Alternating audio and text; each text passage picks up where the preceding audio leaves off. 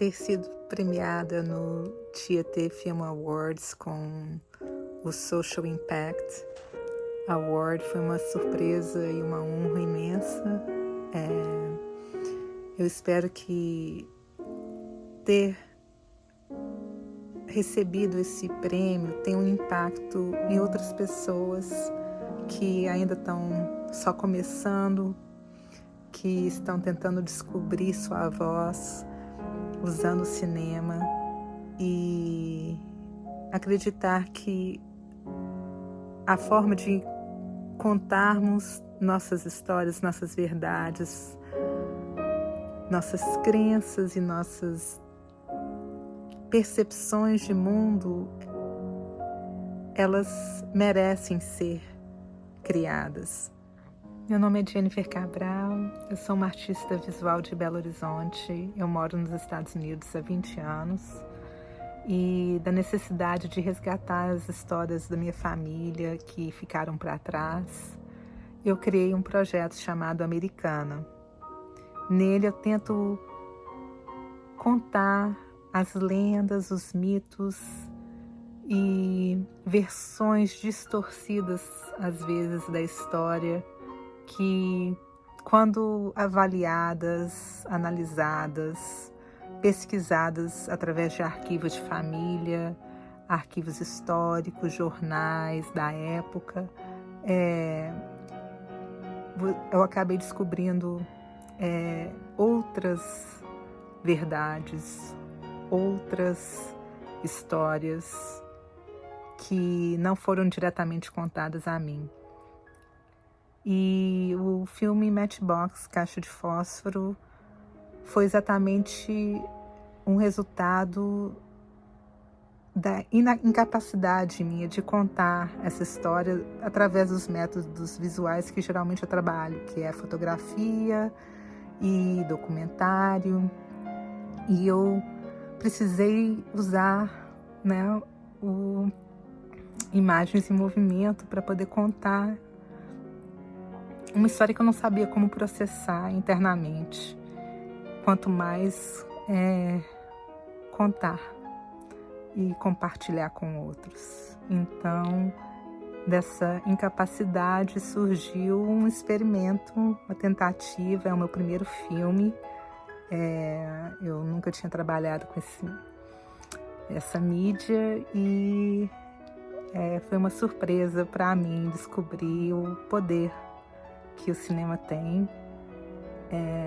Eu acho que festivais como o Tietê Film Awards, ele dá uma capacidade assim de distribuir e espalhar visões, perspectivas e formas únicas de contar nossas histórias pessoais, nossas histórias coletivas. A história do Matchbox é a história da minha avó. Ela participou de um concurso de beleza de uma revista da Paraíba que estava promovendo um concurso nacional de beleza durante a celebração de 100 anos da República do Brasil. E nesse concurso ela acabou sendo uma das premiadas e ela seria colocada em caixas de fósforo. As fotos dela seriam estampadas em caixas de fósforo, mas o noivo da época não aceitou que ela tivesse sua imagem estampada e isso acabou levando ao término do noivado. E foi...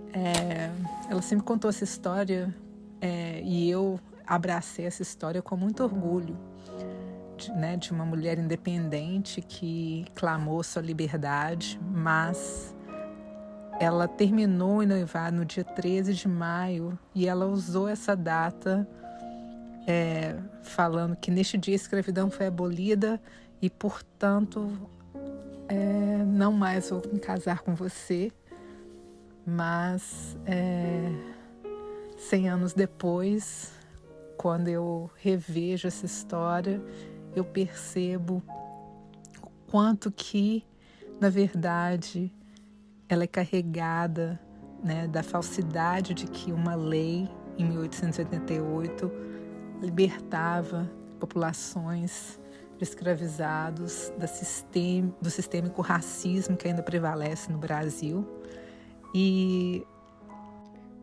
que teria eliminado, né, o imenso nível de desigualdades e privilégios da branquitude brasileira. A forma que eu produzi esse filme foi totalmente sem orçamento, sem elenco. Eu sou a produtora, diretora.